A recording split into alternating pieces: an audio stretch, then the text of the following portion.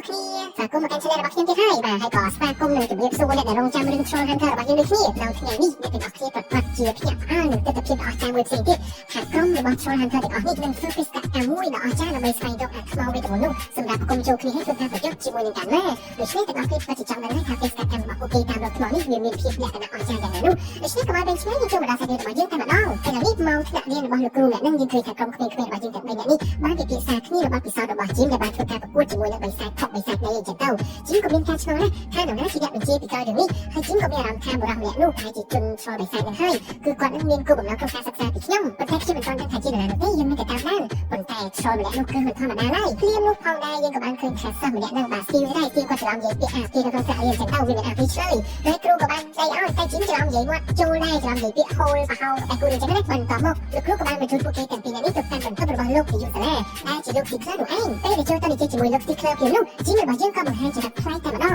ធ្វើឲ្យស្ទីវដែលជាក្មេងទំនើនេះមានការភ័យខ្លាចមែនទែនយើងឃើញថាជីមនឹងធ្វើការមើលងាយនិងធ្វើការគំរាមកំហែងដល់លោកស៊ីក្លឺនេះជាខ្លាំងតែម្ដងព្រោះគាត់បាននិយាយថាហេតុអ្វីក៏លោកមានមុខមកជួបយើងទៀតប៉ុន្តែលោកស៊ីក្លឺហាក់ដូចជាមិនខ្លាំងនោះទេដោយសារតែសប្តាហ៍នេះគាត់មានអាងដូច្នេះពីអ្នកនេះបាននិយាយសម្ដីធំដាក់គ្នាទៅវិញទៅមកហើយការនិយាយសម្ដីធំនេះបានធ្វើឲ្យស្ទីវរបស់យើងមានការភ័យខ្លាចមែនទែនតែម្ដងគាត់មិនដែលឃើញអីលោកនាយកសាលានិយាយខ្លាំងខ្លាជាមួយនឹងលក្ខណៈសិស្សធម្មតាបែបនេះនោះទេបន្តមកលោកស៊ីក្លឺក៏បានសម្រេចចិត្តដកបន្ទុកពួកគេទាំងពីរនាក់ហើយបានដេញពួកគេចេញពីទីនោះចំណែកឯជីមរបស់យើងវិញហាក់ដូចជាមិនអស់ចិត្តនោះទេចង់ធ្វើការវាយប្រហារមកលើគាត់ភ្លាមៗតែម្ដងឥឡូវនេះក្រុមក្មេងៗទាំងពីរនេះមានគោលបំណងក្នុងការធ្វើដំណើរមកកាន់ទឹកដីរបស់ Troll Hunter ដែលជា Troll Market នោះប៉ុន្តែខ្លែរបស់យើងនាងហាក់ដូចជាមានអារម្មណ៍ចម្លែកព្រោះនាងគិតថាមាននរណាម្នាក់កំពុងតែតាមដាននាងក៏បានធ្វើការងាកមើលពេញទំហឹងតែម្ដងប៉ុន្តែរកមិនឃើញនោះទេដែលតាមពិតទៅគឺជា Angora សោះដែលកំពុងតែតាមដានពួកគេឥឡូវនេះ Angora បានបញ្ជូនក្របភ្នែករបស់គ្រូនឹងចូលទៅក្នុងកាបូបរបស់ខ្លែឬហើយបន្ទាប់ពីពួកគេក្មេងៗបានគូរទីចូលទៅក្នុងទឹកដី Troll Market ទៅក្របភ្នែកនោះក៏បានចូលទៅជាមួយពួកគេដែរឥឡូវនេះក្មេងៗទាំងអស់បានពិភាក្សាគ្នាជាមួយនឹង Blinky តាក់ទងនឹងដើមកំណើតរបស់កាណាបន្តមកក្របភ្នែករបស់ Angora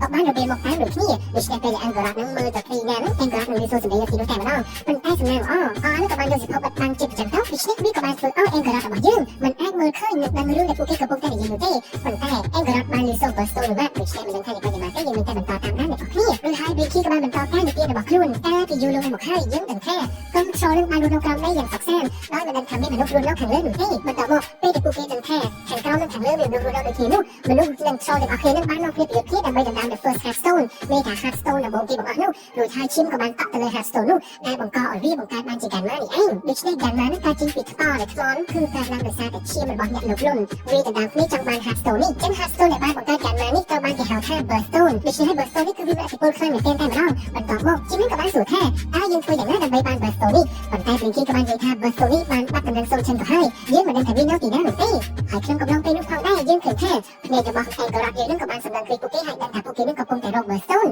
ឬហើយ Blinky ក៏បានបន្តការសន្ទនារបស់ខ្លួនទៀតបើតែ Burstone យើងមិនអាចរកឃើញមែនប៉ុន្តែយើងមានដំណាក់កាលបន្តទៀតដែលអាចធ្វើបានគឺយើងតាមរកខាងពលអស្ចារ្យ3ផ្សេងទៀតដែលនៅទឹកដីផ្សេងៗគ្នាទី1មានដូចជា Marshland ទី2 Cavendish ទី3 The Mountain Peakអញ្ចឹងពាក្យ3នេះគ្រាន់តែជារឿងនិយាយដោយប្រយោជន៍តែប៉ុណ្ណោះដូច្នេះហើយ Blinky ក៏បានយកពាក្យនេះប្រៀបធៀបហើយគាត់ក៏បានសម្រេចចិត្តថាបេសកកម្មរបស់យើងដំបូងគឺការធ្វើដំណើរទៅកាន់ Snow នៃខេត្តដីតែទីនោះគឺគ្រប់គ្រងដោយ Gato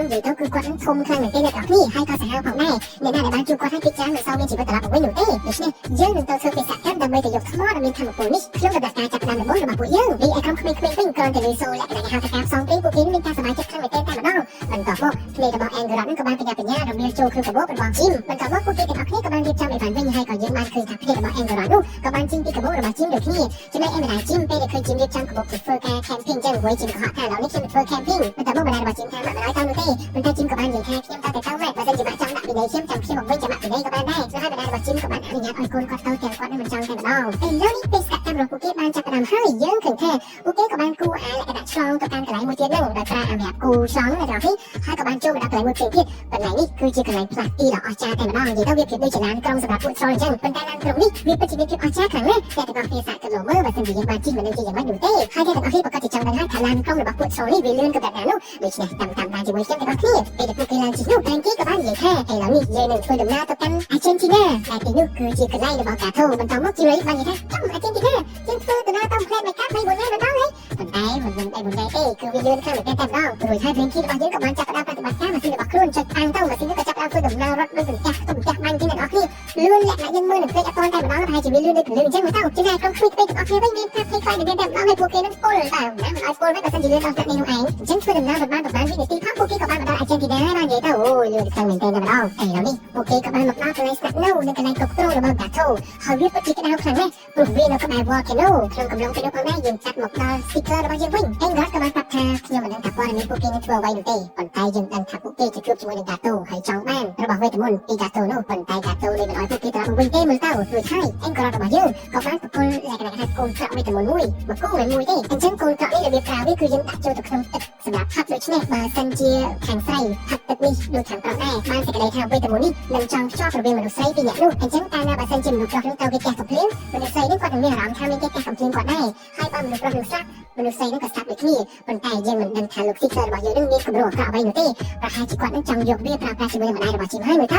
ហើយការទីរបស់យើងគឺពិតមែន sticker បានដាក់កូនកាក់នោះចូលទៅក្នុងទឹកកាហ្វេរបស់ម្ដាយជីមពេលដែលនាងផឹកទៅជាមួយនឹងគាត់នោះបណ្ដាលឲ្យនាងនឹងទៅចង់ភ្ជាប់រាងកាយរបស់នាងជាប់នឹងបុរសម្នាក់នេះហើយដូច្នេះបើកាលណា sticker មានគូស្នាក់អ្វីនោះម្ដាយរបស់ជីមមានគូស្នាក់នោះដូចគ្នាឥឡូវនេះយើងតែបណ្ដាក្រុមរបស់ជីមយើងវិញពួកគេទាំងអស់គ្នាក៏បានជួបជាមួយនឹងកាតូប៉ុន្តែកាតូពិតជាធំខ្លាំងមែនទែនអ្នកទាំងអស់គ្នានិយាយទៅនឹងធំបណ្ដាទេនេះបន្តមកកាតូក៏បានសួរថាតើពួកឯងមកទីនេះចង់បានអ្វីព្រោះជីមរបស់យើងក៏បានរៀបទៅនិយាយពេលដែលរៀបទៅនិយាយយើងឃើញថាគ្នារបស់កាតូនឹងបានយកចំណេញមកកាតូប៉ុន្តែកាតូនឹងគឺតបាក់ស៊ីតាំងម្នាក់ដាក់ចំណេញនឹងទៀតគឺឲ្យធូបរបស់យើងក៏មានការផ្លាប់អាតែនឹងនិយាយថាចេះចង់តែក៏ស៊ីចូលគ្នាឯងចឹងបន្តមកជីមក៏បានបន្តការពិភាក្សាគ្នាទៀតតែជីមបាននិយាយថាយើងមកទីនេះដើម្បីយក Burstone របស់កាម៉ាបន្តមកកាតូក៏បាននិយាយថាបើសិនជាឯងចង់បាន Burstone របស់កាម៉ាឯងទៅតែឆ្លើយប្រាស្នារបស់យើងឲ្យបានសម្រេចបើសិនជាឯងឆ្លើយត្រូវយើងនឹងប្រគល់ឲ្យឯងតែបើសិនជាឯងឆ្លើយខុសយើងនឹងស៊ីគ្នាឯងទាំងអស់តែម្ដងពួកគេខំទៅលើសូបែបនោះភ្លាមខ្លាយតែម្ដងពួកគេខ្លាយតែស្នាមពួកគេឆ្លើយមិនរួច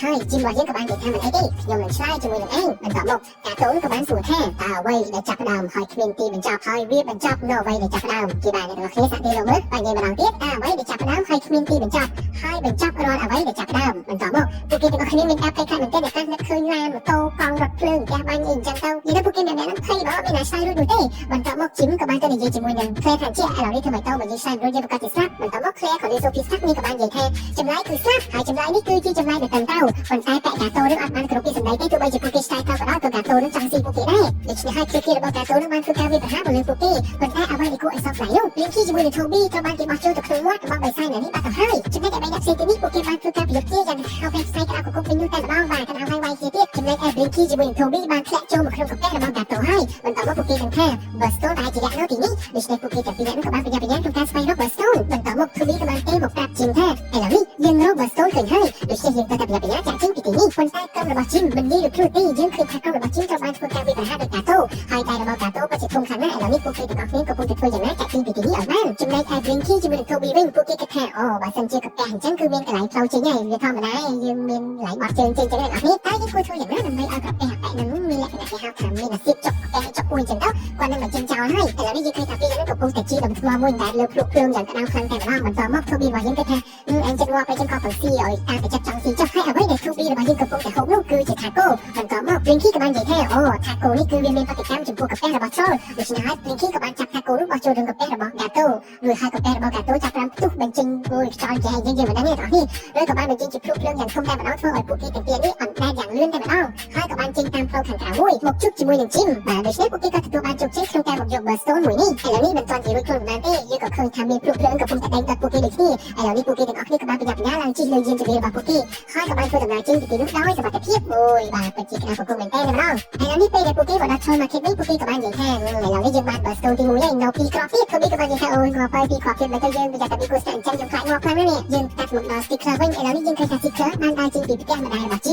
មក៏បានកើតនៅក្នុងឡានហើយធ្វើការគម្រាមរក sticker ថាក៏បានមកកាត់ព័ន្ធជាមួយនឹងម្ដាយរបស់ខ្លួនទៀតរួចហើយ sticker ក៏បាននិយាយដល់ឃាតកររបស់ខ្លួនដែលបានតាមដានជីមរបស់យើងនោះឯងនៅសាលារៀនជីមក៏បាននឹកឃើញថាមែនតែនឹងធ្វើការឲ្យ sticker មែនបន្តមក sticker ក៏បានបន្តទៀតថាលើកនេះឃាតកររបស់យើងដែលប្រើនេះគឺគេមានឥទ្ធិពលខ្លាំងណាស់គេចេះប្រើវេទមន្តថែមទៀតផងបន្តមក sticker ក៏បានយកដៃរបស់ខ្លួនដាក់ចំមុខកំបិតរបស់ជីមរួចហើយដៃបងម្ដាយជីមក៏បានឈឺដូចគ្នាអញ្ចឹងបានន័យថាកាលណាដែលជីមធ្វើបាបម្ដងនេះម្ដាយរបស់ជីមក៏មិនសុខដែរសម្រាប់ Blinky របស់យើងវិញគាត់នឹងកំពុងតែអង្គុយអានសភៅសុកហើយកណ្ដាលបន្តិចស្រាប់តែគាត់លើកដៃគាត់មកម្ខាងឃើញថាដៃរបស់គាត់បានប្រែទៅជាមនុស្សបាត់ទៅហើយអូមិនក៏ខ្លាំងណាស់អ្នកនរគ្នាហើយរឿងរបស់យើងគឺចាប់តាមតែប៉ុណ្ណេះ